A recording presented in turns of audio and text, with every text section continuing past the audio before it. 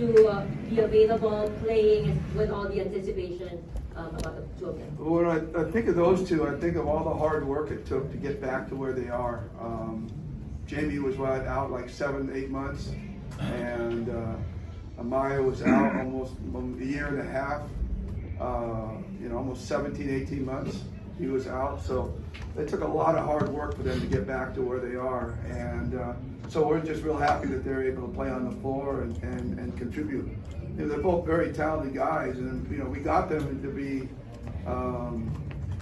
players we built around a few years ago, and then we've been missing them all this time. So they haven't been part of the development of the team. It's been ongoing. So the fact that we can get them out there and playing, it was especially nice to see Maya tonight get out and get some minutes, hit a 3-point shot, get a couple free throws, and just be out there. That's really the key. Thank you, Coach. Now, Japeth, tied for your season high 31 points tonight. Factoring in galing sa national team duty, even in game 1, yung mga Gilas players, ang ganda na pinakita nyo. You're an experienced player when it comes to being in our national team. Just share with us, how are you able to show this kind of dedication, discipline, and put up big numbers? It's still a collective effort in our end. For me, I treat playing for the national team as a blessing. I can't complain.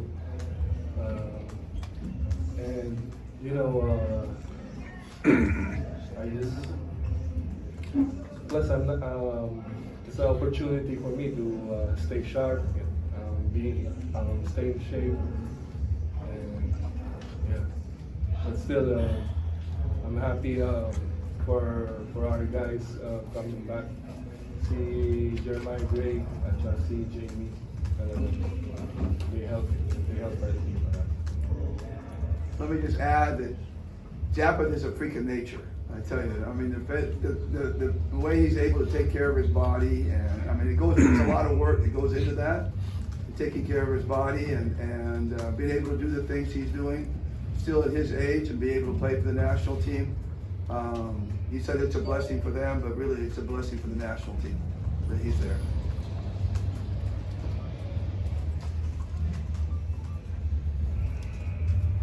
We're now ready to open the floor to questions from the media.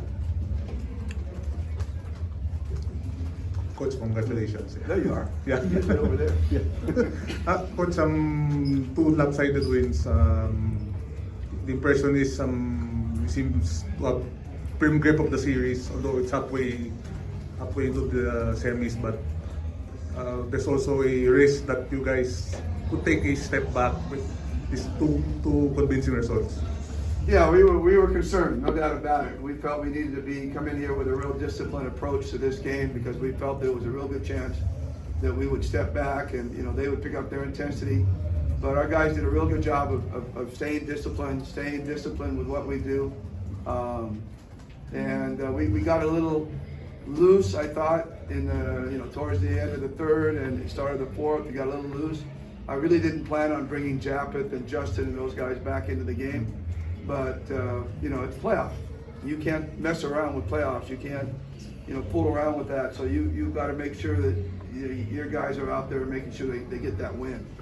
So it would have been nice if they had been able to, we've been able to keep that big lead and they didn't come back into the game. But that I think that maybe Northport found a little crack in our armor in that third and fourth quarter. So. We'll have to prepare for that coming into Game 3. Coach, Jamie Malone seems to be he's reaching his peak form at the right time. I know that he's playing better, but I still think Jamie has leaps and bounds still to go. I think he can still do so much more, and we're going to continue to expect more of him. But right now, yeah, he's coming off the bench and he's giving us a huge lift, both offensively and defensively. He got a block shot, a couple steals, that's basically his role on the national team is to be an elite stopper because of his length and his athleticism.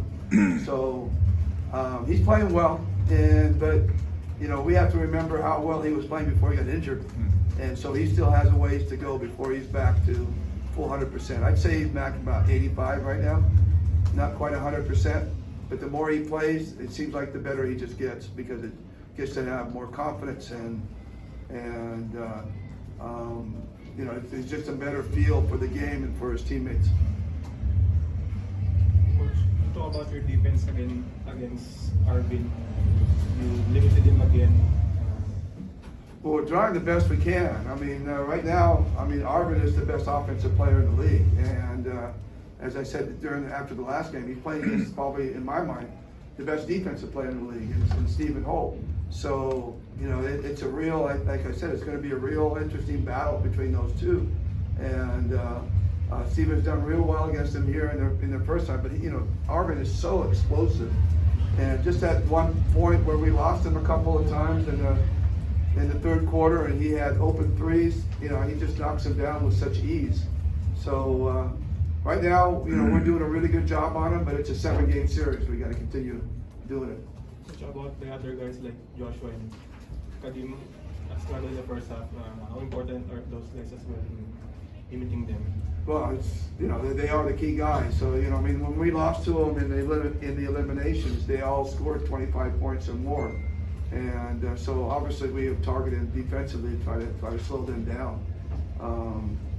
So again, we're doing a pretty good job right now, but again, we got a little sloppy defensively in the third and fourth quarter, and allowed them to come back, and we've got to go back into the next game with more discipline in the way we approach the game. That wraps up our post-game press conference. Congratulations, gentlemen. Thank you for your time.